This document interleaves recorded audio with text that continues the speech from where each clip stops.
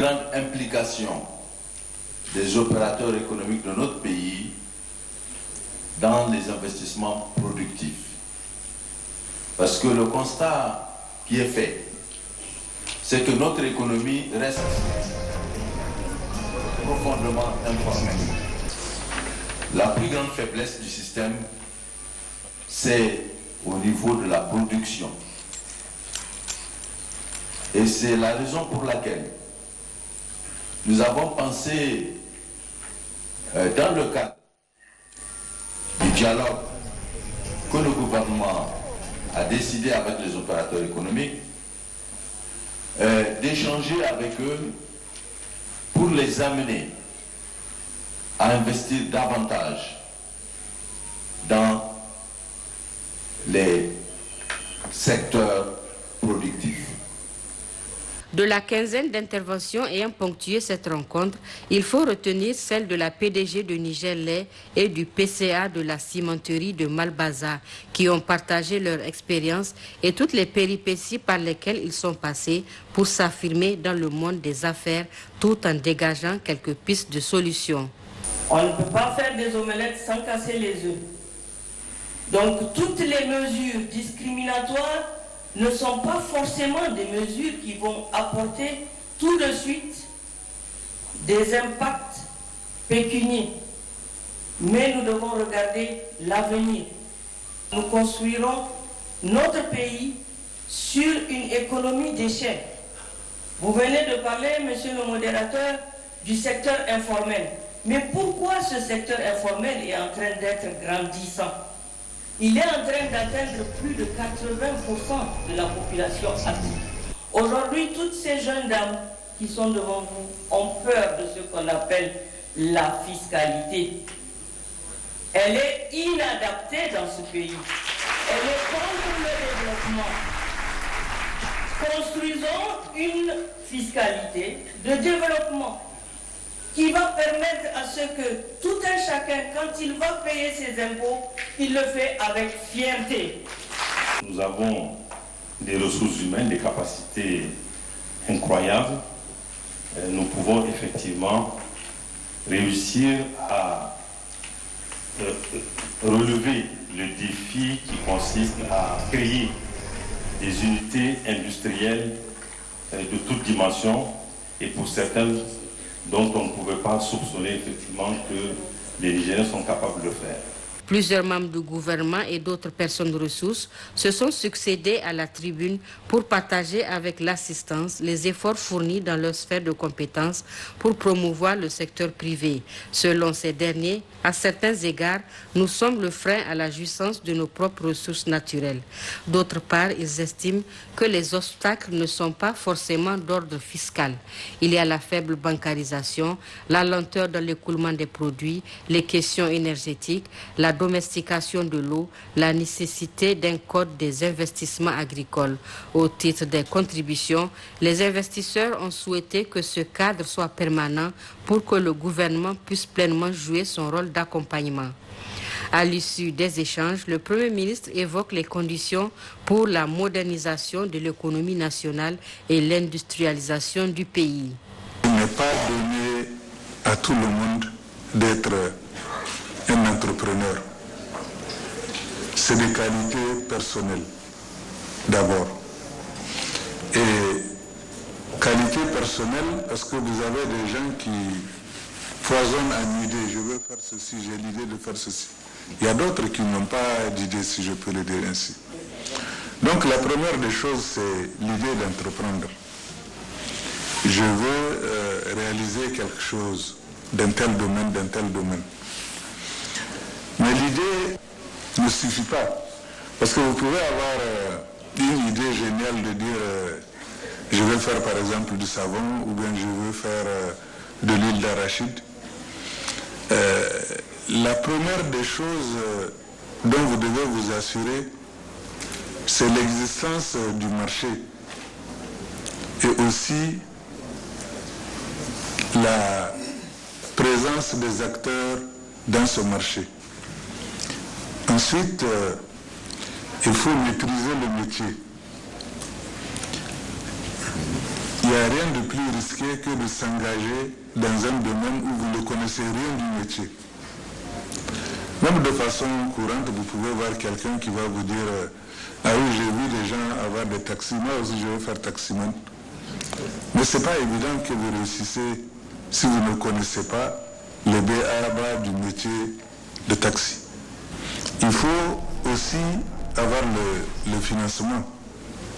Il faut être en mesure de financer l'investissement que vous voulez réaliser. Et profiter des mesures incitatives si elles existent. Maintenant, si vous avez le financement, l'industrie nécessite nécessairement une protection. Il n'y a aucun pays du monde où l'industrie s'est développée sans protection. Donc il faut vous assurer que les mesures de protection permettent à votre industrie de décoller, particulièrement lorsque vous devez faire face à une concurrence qui vient des autres pays. Après le panel, le chef du gouvernement a visité les stands érigés à l'occasion du 100% Made in Niger, couplé aux festivités du mois du consommant local. Sur un tout autre registre, le gouverneur de la région de Difa a effectué ce matin une visite au niveau du lac de la Komadougou-Yobe. Objectif, trouver des mesures urgentes et efficaces pouvant éviter les dégâts engendrés par la montée des eaux. Ben Youssouf Abdelaziz Abdurrahman Machiri. La Komadougou-Yobe couvre une superficie de 148 000 km². Elle traverse les territoires du Nigeria et du Niger en collectant les eaux des 3 grandes rivières où elles prennent leurs sources depuis le haut plateau de Nigeria. La période de crise de cette rivière de la Komadougou-Yobe s'observe généralement au mois d'octobre et de novembre, occasion des inondations entraînant d'importants dégâts. Vu l'ampleur de la situation et la menace de ces cours d'eau, le gouverneur de la région en compagnie des cadres régionaux ont effectué les déplacements pour situer l'évolution et les mesures urgentes à préconiser pour éviter le pire. Ici au niveau de la région, de la ville de Difa, nous avons déployé tous nos efforts pour pouvoir faire face à la situation, mais nos inquiétudes sont énormes. Nous faisons un appel aux mécanismes nationaux de prévention des inondations dues à la crue de nos cours d'eau. Et nous comptons donc sur les appuis du niveau central pour pouvoir faire face à cette saison. Malgré les dégâts qu'il occasionne, le cours d'eau de la Komadougou-Yobe constitue aussi une source providentielle pour les riverains à travers l'irrigation des cultures de riz, des produits maraîchers ainsi que la pêche. Pour contrecarrer et bloquer l'écoulement de ces eaux vers plusieurs quartiers qui sont sous la menace des inondations, des digues artisanaux sont confectionnés à travers des sacs à gîte remplis de sable. À cet effet, le gouverneur de la région a sollicité le concours des bras valides et autres bonnes volontés pour des contributions. D'ores et déjà, des 100 sacs et des 100 litres de gasoil du conseil régional, 5000 sacs et 1500 litres de gasoil du WHH, 500 sacs de la mairesse de la commune urbaine du Difa, des camions pour le transport du sable par l'entreprise EGBT et Al-Haji Chari, un commerçant de la place, ont été mobilisés et remis à la commune pour des actions des parties inondables. Retour à Niamey où le ministre de l'Action humanitaire et de la gestion des catastrophes a présidé ce matin une rencontre de validation du plan d'action de la politique humanitaire et de gestion des catastrophes pour l'année 2023-2025. Une assise qui a eu lieu en présence du ministre de l'Aménagement du territoire et du développement communautaire, Mariama Dakou et Mme Boubakar Maïga. Élaboré conformément aux politiques nationales en place et conformément au programme de Renaissance Acte 3 du président de la République, le plan d'action humanitaire et de gestion des catastrophes 2022-2026 et le plan de contingence triennale inondation 2023-2025, dont l'examen et la validation sont au menu de ces travaux, se veulent une réponse pour favoriser le leadership de l'État dans toute la chaîne de gestion des catastrophes. Le plan d'action humanitaire va opérationnaliser la politique humanitaire et de gestion des catastrophes, la stratégie nationale de réduction des risques de catastrophes et la stratégie nationale de relèvement durable. La mise en œuvre de ce plan d'action permettra de renforcer les cadres politiques et institutionnels, d'améliorer les relations et la synergie entre tous les acteurs en renforçant la coordination, le suivi, évaluation et la capitalisation, et d'améliorer la gouvernance des risques, la mobilisation des ressources et l'efficacité des réponses et du relèvement.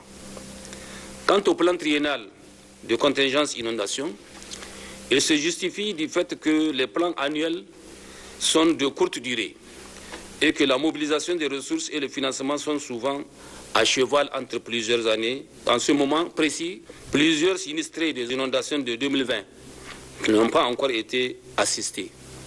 À leur nombre viennent s'ajouter ceux de 2021 et de 2022. La mise en œuvre concertée de ce plan triennal de contingence inondation permettra au gouvernement de mener des actions pour la période 2023-2025 en termes de prévention, de préparation, d'alerte et de riposte aux impacts négatifs de ces inondations sur les populations victimes et ou exposées. Fruit d'un travail collectif et inclusif, ces deux documents méritent l'attention des participants, selon le représentant de la coordinatrice du système des Nations Unies au Niger. Durant cet atelier, nous souhaitons que les participants aient l'occasion d'échanger sur la qualité de la gestion de l'information, le renforcement des mécanismes de prévention, de préparation, d'alerte et de transfert de risques, sur le renforcement de la résilience des communautés affectées, mais aussi sur la mise en place d'une coordination fluide, efficace et proactive dans la préparation et la réponse aux situations d'urgence. Il sera important également lors des discussions de mettre l'accent sur le renforcement d'un dialogue régulier entre les acteurs gouvernementaux et les acteurs humanitaires, et ainsi de favoriser un partenariat efficace conduisant à la réduction des risques de catastrophes. Durant les 4 jours que durera l'atelier, ce sont donc des échanges riches et pertinents qui vont aider à mieux enrichir ces deux documents qui sont donc attendus des participants. Autre rencontre, cette fois-ci sur le suivi-évaluation des rapports sur les femmes, la paix et la sécurité. Une formation des formateurs initiée par le ministère de la Promotion de la Femme et de la Protection de l'Enfant en collaboration avec l'Institut de paix et sécurité de Kofi Annan grâce à l'appui du gouvernement suédois. Rachida Sendiori, Bachirabo. Les participants à cette formation organisée par le ministère en charge de la promotion de la femme et l'Institut international Kofi Annan de formation de paix et sécurité vont suivre 5 jours durant des informations sur le suivi et l'établissement de rapports des femmes, paix et sécurité. 3 mots-clés nécessaires pour le développement d'un pays. Cette formation a été rendue possible grâce à la collaboration fructueuse et au soutien technique du bureau de l'envoyé spécial pour les femmes, paix et sécurité de la Commission de l'Union africaine. Il bénéficie également du soutien financier du gouvernement suédois qui s'est engagé à renforcer l'opérationnalisation du programme Femmes, paix et sécurité en Afrique. La ministre de la Promotion de la Femme et de la Protection de l'Enfant, Mme Al-Houri Aminata Zulkarnaini, a rappelé à l'assistance l'importance de ce partage d'expériences grâce au cadre continental africain de résultats. Ce cadre continental de résultats vise à améliorer de manière régulière et systématique le suivi et l'établissement de rapports sur le programme Femmes, Paix et Sécurité en Afrique et à contribuer au rapprochement entre l'engagement et la mise en œuvre de la politique sur les femmes, paix et sécurité en Afrique. Cette formation prouve combien s'il le faut, la promotion du concept femmes, paix et sécurité est important pour les autorités et leurs partenaires techniques et financiers. Autre formation qui a eu lieu ce matin à Niamey, c'est celle sur l'assistance législative en matière de lutte contre le trafic illicite des armes à feu, portant sur la validation d'un projet de loi sur le régime général sur les armes en République du Niger. Une cérémonie présidée par le directeur de cabinet du président de la République en présence des représentants des corps diplomatiques et organisations internationales accréditées au Niger. Amadou Toujani Oumarou, Suleiman Wali. Cet atelier de formation, initié par la section de lutte contre les trafics illicites des armes à feu de l'Office des Nations Unies contre la drogue et les crimes, ONUDC, a pour but d'offrir une assistance législative en matière de lutte contre les trafics illicites des armes à feu en vue de la validation du projet de loi sur le régime général sur les armes en République du Niger. Cette loi réactualisée permettra à notre pays de mieux s'inscrire et de se comporter en partenaire actif dans la lutte contre la circulation illicite et la prolifération des armes qui s'opposent avec acuité et qui est source de préoccupation notamment dans l'espace sahélo-saharien en raison notamment du caractère transnational de ce phénomène et d'autre part des capacités des réseaux liés eux aussi à ceux des trafics de drogue. Compte tenu de la menace grandissante auquel le pays fait face, surtout dans un contexte marqué par l'insécurité au Sahel, l'ONUDC, à travers le programme mondial sur les armes à feu, apporte depuis 2012 une assistance technique importante, dont une assistance législative, des formations spécialisées aux acteurs de la chaîne pénale et des appuis multiformes à la Commission nationale de collecte et de contrôle des armes illicites. Fort malheureusement, au Niger, nous avons un texte très ancien, donc en l'occurrence le décret 63-74, qui régit la question de la détention des armes à feu au Niger et qui fait un distinguo entre les armes civiles et militaires. Or, avec l'adoption de plusieurs instruments majeurs récents relatifs à ces questions d'armes à feu, il est quand même important qu'on prenne en charge de nouvelles dispositions permettant surtout une réponse pénale appropriée afin que, à chaque fois qu'on découvre des cas de trafic, que des poursuites puissent se faire convenablement et surtout que des décisions de condamnation puissent être obtenues. Enfin, il faut noter que le présent atelier vise à relire, examiner, amender et adopter les projets de loi afin de doter le Niger d'une loi sur les armes à feu plus conforme aux instruments internationaux et régionaux. La prise en charge des personnes en situation de handicap dans le programme des filets sociaux. La question est au centre d'un atelier national ce matin, événement présidé par le directeur de cabinet du Premier ministre, Kajijatou Kimbokolo Habibou Abdurrahman. Les travaux du présent atelier national sont axés sur la prise en charge des personnes en situation de handicap dans le programme des filets sociaux, car cette catégorie de la population nigérienne est victime de marginalisation, de discrimination et d'inégalités socio-économiques. Cet atelier regroupe les principaux acteurs de la protection sociale au Niger, des spécialistes du handicap au niveau national et international.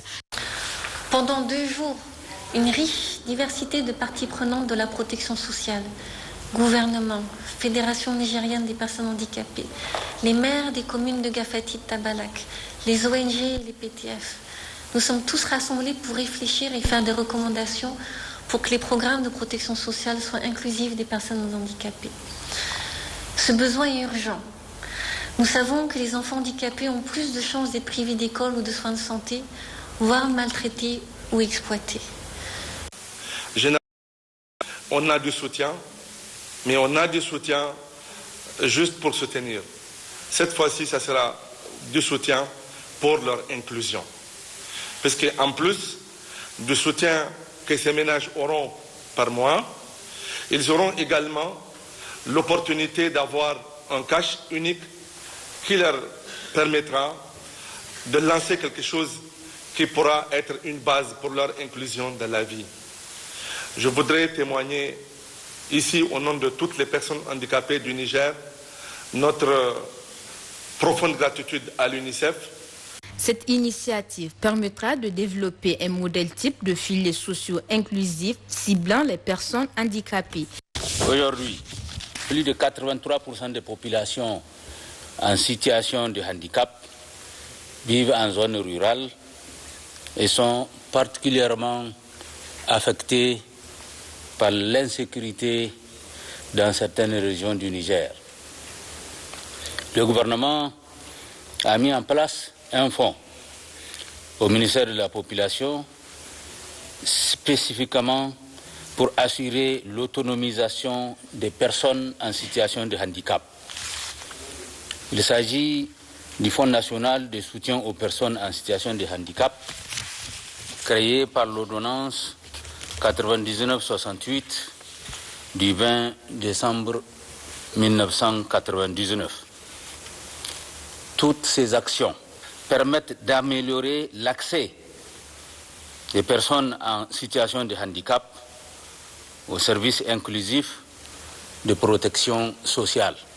Les résultats de cette activité pilote visant 3550 ménages serviront de base pour un plaidoyer afin d'amener les institutions en charge de la protection sociale à mieux comprendre la problématique de la vulnérabilité des personnes en situation de handicap et de l'intégrer de façon spécifique dans leur politique, stratégie et programme.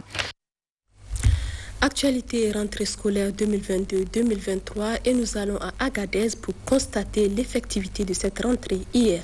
C'était sous la supervision du secrétaire général de la région. Rachida Momansitou, Dodo Soleil. La rentrée scolaire cette année a été effective dans tous les établissements publics comme privés de la région d'Agadez. Le secrétaire général du gouvernorat d'Agadez et toute sa délégation, dans leur visite, ont trouvé les élèves prêts pour le début des cours. Le directeur régional de l'éducation nationale et le secrétaire général du gouvernorat ont exprimé leur joie devant l'effectivité de la rentrée. Le ministre nous a chargé de vous encourager et de l'aider justement, n'est-ce pas, à faciliter la réussite de ces réformes. L'État du Niger compte sur vous pour un renouveau éducatif. Donc je vous souhaite bonne chance et nous vous demandons surtout de garder le sérieux, d'être calme, n'est-ce pas, et de respecter toutes les consignes imparties, n'est-ce pas, dans le cadre, n'est-ce pas, de votre enseignement. Nous pouvons sans langue de bois dire que la rentrée scolaire est effective au niveau de la région d'Agadez. Vous l'avez vu partout où nous sommes partis. En tout cas, les élèves étaient là, les enseignants étaient là, les fournitures étaient distribuées. Je peux dire sans en tout cas me tromper que nous venons de vivre une rentrée effective, en tout cas au niveau de nos établissements scolaires. Le maire, le secrétaire général du gouvernorat ainsi que les responsables de l'éducation ont tous souhaité bonne rentrée aux élèves tout en leur prodiguant de sages conseils. Le canton de Guidamrouji, région de Maradi, dispose désormais d'un nouveau chef en la personne d'Ibrahim Salifou. Âgé de 61 ans, il a été élu aujourd'hui à l'issue d'un vote supervisé par le gouverneur de la région de Maradi, Konga Gibrima Issoufou Suleiman.